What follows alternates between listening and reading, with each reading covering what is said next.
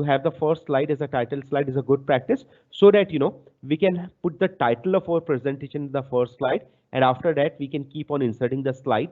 We can change the layout according to our requirement. So what I'm doing is I will just change the layout, because as we are learning, so what we will do is we'll not have the first slide as a title slide. We'll change the layout to title and contents. And all of us, we have to be very cautious while we are working with the layout over here, while we are typing the text, because it is very difficult for me to visualize what exactly you are doing. But if you are doing it in a right way, I think you will get the better result of our presentation, whatever we are preparing. Okay, so once we have opened a PowerPoint presentation here, it has taken me to the first slide. The layout of this slide is title and contents. Now, if you want to change the layout of this slide, how do I change the layout? I will right click over there. I will right click and I will go to layout, and in layout, I will change it to title and contents. Once I click on title and contents, it has changed the layout. Now, this is called as placeholder. We have two placeholder, right? This is one placeholder and this is another placeholder. So in this particular slide, we have two placeholders, and the layout of this slide is title and contents. I will click on layout, and here we can see the title and contents. Now, as I said, what we are doing is we are going to prepare around 4 slides, and we will learn some simple formatting over there, and then we are going to work with advanced formatting. So here, what I will do is I'll put my cursor on slide 1. Here on slide 1, I'm already there on slide 1 in first placeholder. And you can also type it with me and make sure that you are typing it in the right way. Don't put unnecessary space. Don't press enter key. Whenever it is required, I'm going to specify that to you. Okay, so I'm there on slide 1. Here I will keep my cursor on the title, and I'm going to say MS Office. MS Office. So in first placeholder, what I did is I will just click on first placeholder. I'm typing MS Office. In second placeholder, how do I go to the second placeholder? I will click inside the second placeholder, and here I'm going to type Excel, MS Excel. I'm going to type MS Word. I'm going to type MS PowerPoint. Okay, so we have written 3 lines over there, which is MS Excel, MS Word, MS PowerPoint. So of course we'll have to press enter over there so as to come to the next line. Then I will press enter. So we have 3 lines over there. And how do I deselect this slide? Simply I'm going to click it over there. Either I can click somewhere in the gray area, or if I click it over there, so we have deselected this slide. Okay, so the first slide what we have is, I said MS Office.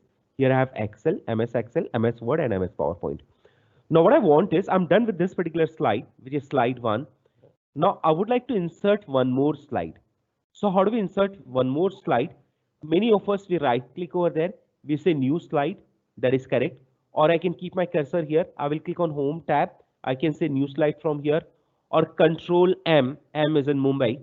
Control M is a shortcut key. Or the best way, how do we insert a slide? Simply I'm going to keep my cursor here, and we are going to press enter key. Once we press enter key, we are inserting a new slide, and the same layout is going to carry forward. Okay, so as we had the title and contents layout, the same layout will be carried forward over there. So I just repeat the best way, how do we insert a slide? I'll keep my cursor here. If I press enter, so I got one more slide. The second slide you can see. Okay, now the second slide, I'm going to take the title. In second slide, the title is MS Excel. And here in the second placeholder, I will keep my cursor inside the second placeholder.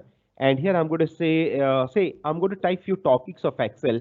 So here I'm going to say if function. I will press enter. Once I type if function over there, so now what I want is, I just want to type few subtopics of if function. This if function is the main function, but I would like to type some subtopics of if function that is a part of if function. So what I want to do is, I just want to indent it over here. I want to go a little head here. Okay, so as we want to indent, okay, as we want to go to the second level, we are at the first level here. So how do I go to the second level? We'll have to press tab key. Once I press tab key, it will take me to the second level. And whichever bloods you are getting over here, I'm getting a period sign. If you are getting some other bloods, let it be like that. That means you might be working with some different version of Excel. But how do we change that we will learn after some time.